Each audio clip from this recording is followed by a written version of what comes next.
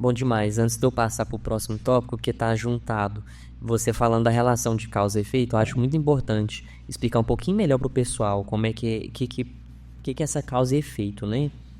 Causa e efeito, gente, é um conceito que, assim, eu acho que discutido ele foi começado a ser discutido antes, mas quem começou a trazer esse conceito aí em registro mesmo, questão de colocar na escrita para todas as próximas futuras gerações estudarem, aprenderem, etc. Salvo engano, foi Aristóteles, né? Um, alguma coisa, um estímulo que acontece e gera um efeito. É automático, né? Isso na questão de fundamentação do universo, as reações da natureza. E aqui a gente fala da questão do comportamento, né? Mas assim, legal você colocar o ênfase nas correlações, né, nos multifatoriais, ali com os demais participantes a gente fala da subjetividade, que ela é única, particular. Eu tenho uma frase minha que eu falo: subjetividade não se repete, né? É uma riqueza pessoal, um superpoder que cada um tem. Mas aí é tipo assim, muita gente fala, né? Ah, isso aconteceu comigo no passado. Meu pai e minha mãe eram assim, assado, etc. E por isso eu sou assim, né? Aí a gente voltando a falar da questão da personalidade, só que dessa vez a ótica da própria pessoa que eu trago aqui, entendeu? E aí tem um exemplo que é o que eu vou te perguntar aqui agora, que eu acho que ele é incrível pro lado tóxico, né, disfuncional dos abusadores, masculinos principalmente. A gente hoje está vivendo uma realidade dura. Não sei porque os casos de violência doméstica, segundo o pessoal que eu tô conversando, aumentaram. E aí o pessoal vai buscar, né? Vai escutar essa galera. E aí, quando vão perguntando, encontram durante as entrevistas, né? Raízes de episódios de experienciação. Esses abusadores, quando eram crianças, viram o pai, né, agredir a mãe, humilhar, sabe, delimitar espaço de uma forma que viola os direitos humanos dessa mulher, dessa mãe. E aí eles crescem. A gente estava até falando disso, né, sobre a questão, às vezes, da criança bater na mãe, agredir, e não tem uma consequência ali, né? A mãe falar: ó, não, é assim mesmo, eu não gosto muito de falar não, né? E aí aquilo ali vai desenvolvendo, o guri fica adolescente, a mão fica mais pesada, aí vai se relacionar com outra mulher quando começar a ter um ímpeto da sexualidade, né, desenvolvimento sexual afetivo, etc. O que você me fala aí dessa influência, dessa experiência? Não existe resposta simples para problema complexo. Então, a violência é um problema muito complexo e multifatorial. Então, não existe resposta simples. Começando do: será se de fato os casos aumentaram ou hoje a gente tem mais instrumentos de identificação Pra perceber. e de divulgação? Verdade. Se hoje a gente percebe mais, hoje as pessoas estão mais empoderadas de informações e de apoio para buscar, para denunciar. Então, eu sempre tomo muito cuidado com isso, quando fala assim: aumentou os casos. Se você for conversar com o pessoal mais antigo, você vai ver que Tinha. num levantamento raso, que isso é algo que não é que aumentou, é algo meio que cultural e social. Sempre aconteceu. Só que agora a gente está falando de uma sociedade que dobrou, triplicou de tamanho, então as coisas, né, tem uma probabilidade estatística de aumentar. A gente está falando de pessoas que conseguem identificar e tem onde denunciar, e ainda são subnotificados os casos de denúncia. O real...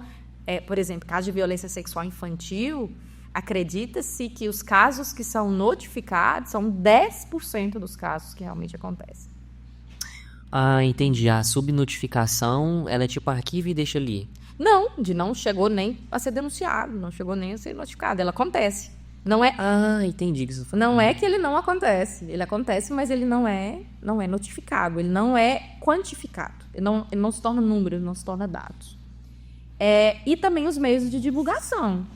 Hoje, infelizmente, a gente às vezes acompanha e tem gente que faz algum crime, alguma questão online, né? Ao vivo. Transmissão. Então, a gente tem meios de divulgação hoje, né? Desse meio de divulgação, eu gosto muito de usar o exemplo da Primeira Guerra Mundial, Segunda Guerra Mundial, que às vezes tinha avós, bisavós que já eram vivos. Às vezes eles nem sabiam o que estava existindo, o que estava acontecendo. Por quê? Porque eles moravam lá na roça, lá no interior, às vezes ouviam no rádio uma notícia ou outra, acabou. Agora não, agora a gente vê em tempo real. Qualquer coisa que acontece no mundo, a gente às vezes vê em tempo real. Então, isso mudou. O primeiro fato foi isso. Eu não sei se a gente teria dados, até porque a gente começou a quantificar isso recentemente, de que aumentou. Talvez aumentou por essas questões, né? Estatísticas, demográficas, epidemiológicas, enfim. A outra situação a gente não pode simplesmente falar causa e efeito, né? É o caso do alcoolismo. Eu vi meu pai bater, minha mãe apanhar, eu aprendi e faço isso. Não é causa e efeito, porque isso pode acontecer o contrário também, né? Eu vi esse tipo de relacionamento, não é o relacionamento que eu quero para mim. E essa pessoa vai conviver em outros ambientes, aprender outros padrões de relação. Mas a gente sabe que existe um padrão, um ciclo geracional, transgeracional de violência, de pobreza, né? Que eles se repetem. Então, não é incomum... eu que lido muito principalmente com violência infantil, violência sexual infantil, você acompanhar um caso que teve a avó, que teve a filha e agora os netos, depois os bisnetos, todos que sofreram violências semelhantes. Então, na violência doméstica, a violência doméstica inclui tudo que acontece no âmbito, né? Nesse âmbito do lar, da casa. A violência doméstica contra a mulher, violência doméstica contra idoso, violência doméstica contra a criança. Mas, por exemplo, a violência contra a mulher, no que a gente estava falando do padrão, né?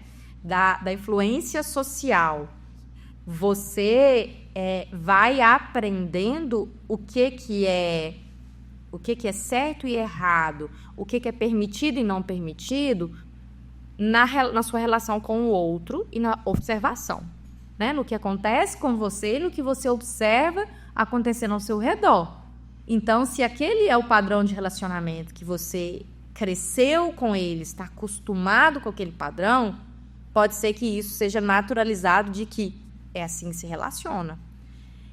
Muitas adolescentes sofrem violência nos seus primeiros relacionamentos, até achando que é isso que é um relacionamento, que isso acontece em todo relacionamento. Isso, pois é. Muitas vezes por esse padrão. Uhum. Mas aí agora, pela informação, por outras situações, vai tendo acesso a outras coisas. Então, meu marido usa uma frase que eu gosto muito de brincar com ela, que é: explica, mas não justifica. Então, pode ser um dos fatores relacionados, esse padrão, sim, familiar relacional. Mas existem outros fatores, né? Inclusive da sua própria condição de ser um ser racional. Isso. Né? De não agir totalmente instintivo, Sim. De já ter um córtex pré-frontal evoluído, mesmo que foi negligenciado e tudo mais, mas mais evoluído, né? Então, a gente tem outras questões sociais e tudo mais, que estão envolvidas aí. Mas que existe uma influência desse padrão e do que é naturalizado ou não, sim, existe. Isso está relacionado à época, está relacionado à família, está relacionado à renda, está relacionado a todos esses fatores que a gente discutiu.